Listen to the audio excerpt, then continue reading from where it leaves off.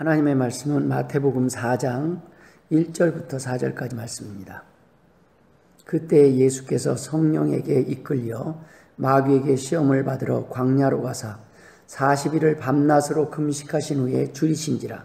시험하는 자가 예수께 나와서 이르되 내가 만일 하나님의 아들이거든 명하여 이 돌들로 떡덩이가 되게 하라. 예수께서 대답하여 이르시되 기록되었으되 사람이 떡으로만 살 것이 아니요 하나님의 입으로부터 나오는 모든 말씀으로 살 것이라 하였느니라 하시니. 아멘. 할렐루야. 하나님께서 오늘 말씀을 통하여 여러분에게 준비된 은혜, 넘치는 은혜로 채워주시길 주님의 이름으로 축원합니다. 크리스천으로 살면서 한 번쯤 크리스천이라면서 왜 그렇게밖에 못 사냐라는 소리를 들은 적은 없으십니까? 목사면서 왜 그렇게밖에 못 사냐라는 소리를 하신 적은 없으십니까? 아니, 남이 아니라도 스스로 나는 왜 이럴까? 내 모습은 왜 이렇게 하나님의 자녀답지 않게, 목사답지 않게 초라한 모습일까? 라는 생각이 들어 복음을 전하기는커녕 복음을 전할 자격이 없는 것 같아서 부끄러워하며 입을 다물고 산 적은 없으십니까? 오늘 그 질문에 대한 답을 본문 말씀을 통해 함께 나누고자 합니다. 오늘은 우리가 하나님의 자녀로 살아갈 때 우리가 가장 힘든 순간에 우리 옆에 다가와서 속삭이며 우리의 마음을 흔드는 사단의 몇 가지 질문에 관해 함께 살펴보기를 원합니다. 오늘 본문을 보면 마귀가 주님을 시험할 때가 언제였습니까? 가장 힘들 때였습니다. 40일을 밤낮으로 금식하신 직후였습니다. 사단은 이렇게 힘들 때를 놓치지 않고 찾아옵니다. 이때가 가장 사람들을 흔들기 쉬울 때이기 때문입니다. 유혹에 넘어지기 쉬울 때이기 때문입니다. 무엇보다도 유혹에 약한 상황이기 때문입니다. 40일을 금식하신 예수님 앞에 지금 떡 이야기를 꺼내고 있습니다. 여러분, 하루만 굶어도 얼마나 배가 고프고 얼마나 음식이 그리워지는데 40일을 금식한 주님 앞에 지금 떡 이야기를 하고 있는 것이 사단입니다. 사단은 우리가 힘들 때 찾아와서 우리를 넘어지게 하려고 자극하는 말들을 합니다. 유혹하는 말들을 합니다. 오늘 사단은 그 유혹의 핵심적인 메시지로 보여달라고 하고 있습니다. 사단은 우리에게 무엇을 보여달라고 하고 있습니까? 첫 번째, 하나님을 보여달라고 합니다. 주님께 사단이 한 첫 번째 질문은 내가 만일 하나님의 아들이거든 이라는 말이었습니다. 내가 하나님이라는 증거를 보여봐라 라는 말입니다.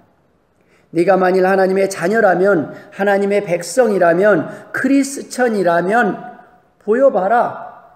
내가 목사라는 증거를 한번 보여봐라. 너 목사답게 살고 있느냐? 내가 과연 이런 말을 전할 자격이 있느냐? 네가 크리스천이라는 증거를 한번 보여봐라. 너나 잘해라. 이러한 음성들을 우리는 들을 때가 있습니다. 오늘 본문에는 주님께 와서 내가 하나님이라는 증거를 보여보라는 겁니다. 우리에게는 하나님이 살아계시다는 증거를 보여봐라. 하나님이 너와 함께 계시다는 증거를 보여봐라. 보여달라는 것입니다. 봐야 믿겠다는 것입니다. 보여주면 믿겠다는 것입니다. 합리적인 질문 같습니다. 당연한 질문 같습니다. 이러한 질문을 듣다 보면 우리는 뭔가 보여줄 것을 준비해야 되지 않는가 하는 생각에 빠지게 됩니다. 뭔가 내가 보여줄 것이 있어야 된다라는 생각에 빠지게 된다는 것입니다. 우리가 속지 말아야 할 사단의 속삭임입니다. 저도 속았습니다. 뭔가 보여줘야 할 것 같았습니다. 뭔가 보여주면 그때 사람들이 듣고 믿을 것 같았습니다. 다니엘처럼 출세한 모습을 보여주면 믿을 것 같았습니다. 아브라함처럼 부자가 되는 것을 보여주면 믿을 것 같았습니다. 착각입니다. 사단의 속삭임이었고 속임수였습니다. 하나님이라는 것을 증명해 보라고 했던 것처럼 사람들도 하나님을 보면 믿을 것 같습니다. 그러나 이것은 정말 착각입니다. 정작 사람들은 주님이 오셔도 믿지 않았습니다. 사람의 몸으로 오신 예수님 성자 하나님을 눈앞에서 보고도 믿지 않았습니다. 죽은 사람을 살리시는 기적을 보고서도 믿지 않았습니다. 믿지 않았을 뿐만 아니라 도리어 주님을, 성자 하나님을 십자가에 못 박았습니다. 사람들은 주님만 배척한 것이 아닙니다. 이전에 선지자들도 배척당했습니다. 마태복음 5장 11절 12절에는 너희를 욕하고 박해하고 거짓으로 너희를 거스려 모든 악한 말을 할 때 너희에게 복이 있나니 기뻐하고 즐거워하라 하늘에서 너희의 상이 큼이라 말씀하시고 나서 그 이후에 이렇게 말씀하셨습니다. 너희 전에 있던 선지자들도 이같이 박해하였느니라. 야, 나만 아니다. 이전에 선지자들도 그랬다. 너희들만 아니다. 나도 박해했다. 이 말씀입니다. 사람들은 보지 못해서 믿는 것이 아니라 욕심 때문에 보지 못하는 것이었습니다. 보지 않는 것입니다. 말씀을 깨닫지 못하는 것이 아닙니다. 욕심 때문에 말씀을 멀리하고 듣지 않는 것입니다. 정작 하나님을 보여달라는 사람들은 하나님을 봐도 믿지 못합니다. 그들이 하나님을 보여달라는 이유는 하나님을 믿기 위해서가 아니라 하나님을 믿지 않을 핑곗거리를 찾고 하나님을 거부하고 자신의 욕심대로 살아갈 명분이 필요하기 때문입니다. 믿고 싶은 사람들은 보지 못해도 믿지만 믿기 싫은 사람들은 보여줘도 믿지 않는다는 말입니다. 두 번째, 사단은 기적을 보여달라고 합니다. 오늘 본문에 돌들로 떡덩이가 되게 하라 라는 것을 요구합니다. 우리가 복음을 전하다 보면 얼마나 돈을 벌 수 있는지 보여봐라. 하나님이 널 얼마나 지켜주시는지 너가 먼저 믿어봐라. 그리고 기적을 보여봐라. 그러면 믿겠다. 네가 얼마나 잘 되는지 한번 보자. 이런 말을 들을 때가 있습니다. 아니, 이런 시선을 의식할 때가 있습니다. 사람들은 주님께도 표적을 구했습니다. 기적을 보여달라고 했습니다. 마태복음 12장 38절 39절에 보면 그때 서기관과 바리새인 중 몇 사람이 말하되 선생님이여 우리에게 표적 보여주시기를 원하나이다. 예수께서 대답하여 이르시되 악하고 음란한 세대가 표적을 구하나 선지자 요나의 표적밖에는 보일 표적이 없느니라 라고 말씀하셨습니다. 오늘도 사단은 우리에게 우리의 믿음을 보여달라고, 진짜인지 믿음이 진짜인지 증명해 보이라고 속삭입니다. 보여달라는 유혹이요, 시험입니다. 여기에 속아 넘어가서는 안 됩니다. 보여줘서 믿는 사람들은 보여주지 않으면 언제든 흔들릴 수 있는 불안정한 믿음을 가지고 있습니다. 이러한 사람들은 보여줄 때만 믿는 사람들입니다. 보여줄 때만 앞으로 나아가는 사람들입니다. 이스라엘 백성들이 그랬습니다. 10가지 재앙을 보고 애굽을 떠났고 출발했습니다. 그러나 홍해 앞에서 흔들렸습니다. 홍해가 갈라지는 것을 보고서야 앞으로 다시 나아갔지만 사막에서 목이 마르자 원망했습니다.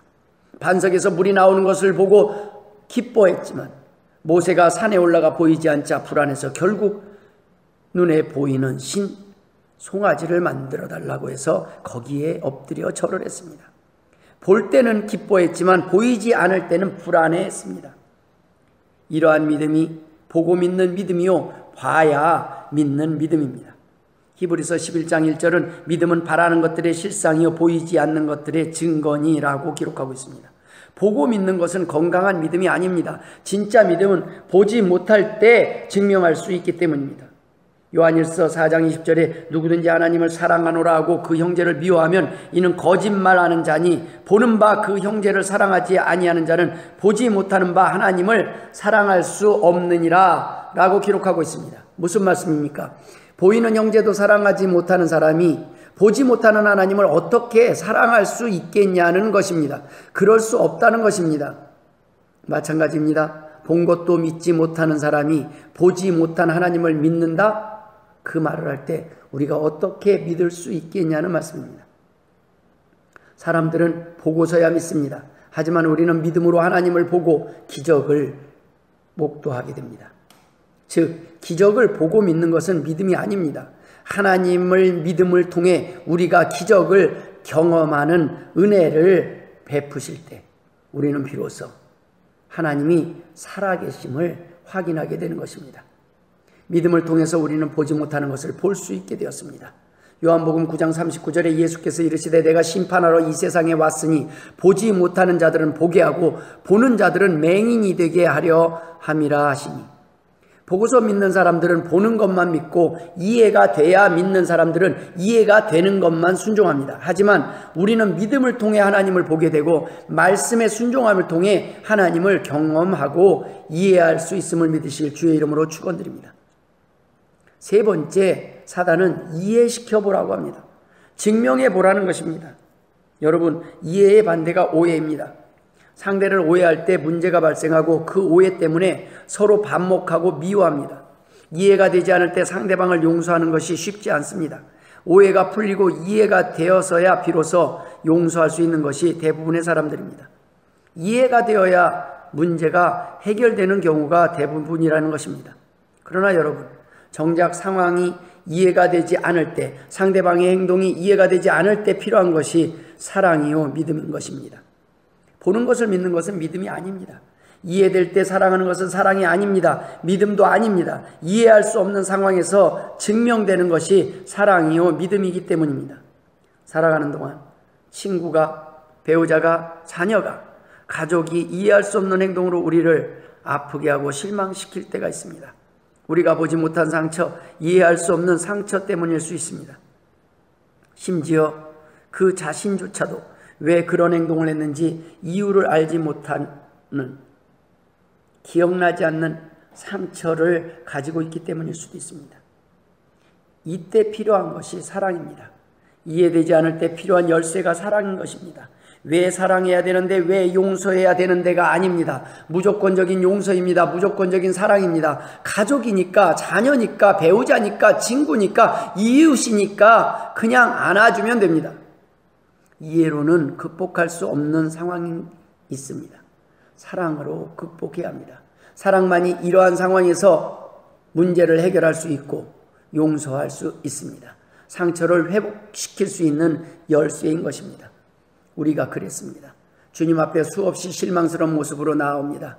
우리의 상처와 연약함으로 인한 죄뿐 아니라 욕심으로 인해 반복하는 행동으로, 반복하는 범죄로 번번이 주님을 실망시켜드렸음에도 불구하고 주님은 여전히 그 자리에서 기다리고 계셨고 우리를 사랑으로 받아주시고 용서해 주셨습니다. 이것이 바로 하나님이 원하시고 명령하신 사랑이라는 말씀입니다. 오늘 예배 가운데 드렸던 찬송 88장 2절의 내용을 보면 내 맘의 모든 염려 이 세상 고락도 주님 항상 같이 하여 주시고 시험을 당할 때 악마의 계교를 즉시 물리치사 나를 지키네. 온 세상 날 버려도 주 예수 안 버려 끝까지 나를 돌아보시니 주는 저산 밑에 백화 빛나는 새벽별 이 땅 위에 비길 것이 없도다 라는 가사의 내용이 있습니다. 저는 이 절이 참으로 힘이 됩니다. 이 절 가운데 특히 온 세상 날 버려도 주 예수 안 버려 끝까지 나를 돌아보시. 가족도 저를 버릴 때가 있습니다. 자녀도 저를 등 돌릴 수가 있습니다. 그래도 주님은 끝까지 나를 버리시지 않는다는 내용입니다. 로마서 8장 25절에 만일 우리가 보지 못하는 것을 바라면 참음으로 기다릴지니라 라는 내용이 기록되어 있습니다. 우리에게 필요한 것은 빨리 좋은 결과가 나오기만을 바라는 조급한 마음이 아니라 어떠한 상황으로 인도하실지라도 믿음으로 끝까지 견디는 인내인 것입니다. 말씀을 마무리 짓고자 합니다. 오늘도 사단은 우리에게 보여달라고 속삭입니다. 내 믿음을 보여보라고 합니다. 하나님이 너와 함께 하신다는 증거를 보여보라고 합니다. 하나님이 내 사역을 원하신다는 증거를 보여달라고 합니다. 내가 하나님의 자녀라는 증거를 보여달라고 합니다. 내가 구원받았다는 증거를 보여달라고 합니다. 하나님의 자녀라면 왜 그렇게밖에 살지 못하냐고 속삭입니다. 하나님이 버린 것은 아니냐고 말합니다. 여러분, 죄를 짓고 넘어져도 우리는 회개하고 돌아와야 합니다. 흔들리지 말아야 합니다. 우리의 연약함을 아시고 연약함 때문에 주님께서 피를 흘리실 수밖에 없었음을 믿고 다시 일어나야 합니다. 우리는 끝까지 우리를 버리지 않는 주님을 믿어야 하고 어떠한 죄도 용서하시고 다시 기회를 주시는 그 주님의 무한하신 사랑과 용서를 믿어야 합니다. 보혈의 능력을 믿어야 합니다. 주님이 다시 기회 주시고 힘 주실 것임을 믿어야 한다는 말씀입니다. 사람들은 보여달라고 할 때 사실 우리는 보여줄 것이 없습니다. 자랑할 것이 없습니다. 오직 그리스도밖에는 자랑할 것이 없습니다. 사도 바울의 고백처럼 고린도후서 11장 30절에 내가 부득불 자랑할진대 내가 약한 것을 자랑하리라. 사도 바울은 자랑할 것이 없다고 고백합니다. 갈라디아서 6장 14절에 그러나 내게는 우리 주 예수 그리스도의 십자가 외에 결코 자랑할 것이 없으니 그리스도로 말미암아 세상이 나를 대하여 십자가에 못 박히고 내가 또한 세상에 대하여 그러하니라. 자랑할 것이 있다면 약한 것, 넘어진 것밖에 없다고 고백해야 합니다. 예수 그리스도의 십자가 외에는 결코 자랑할 것이 없다고 고백해야 합니다. 여러분, 보여줄 것이 없어도 보지 못해도 우리는 느낄 수 있습니다. 알 수 있습니다. 아버지의 음성을 들을 수 있습니다. 우리는 하나님의 자녀이기 때문입니다. 증명할 수 없어도 이해할 수 없어도 하나님이 우리를 이해하시고 사랑하심을 믿을 수 있기에 오늘도 행복한 성도들, 하나님의 백성들, 하나님의 자녀들 되시길 주님의 이름으로 축원합니다. 기도하겠습니다. 하나님 아버지 은혜를 감사드립니다. 세상 사람들은 우리에게 증거를 보여달라고 할 때 우리는 믿음을 고백합니다. 하나님 아버지, 자랑할 것을 요구할 때 우리는 그리스도의 십자가를 자랑합니다. 하나님 아버지, 오늘도 주님의 보혈로 인해 주님 앞에 나아올 수 있도록 은혜 베풀어 주심을 감사합니다. 하나님 아버지, 십자가 붙잡고 견디게 하여 주옵소서. 승리하게 하여 주옵소서. 담대하게 하여 주옵소서. 기뻐하게 하여 주옵소서. 이제는 우리 구주 예수 그리스도의 은혜와 아버지 하나님의 극진하신 사랑하심과 성령님의 감화감동 역사 충만하심이 오늘 이 말씀을 듣고 하나님 앞에 다시 담대하게 나와서 주 예수 그리스도의 십자가만을 자랑하기를 소원하는 주의 백성들과 그 자녀들 머리머리 위에 이제로부터 영원토록 함께 있을지어다. 아멘.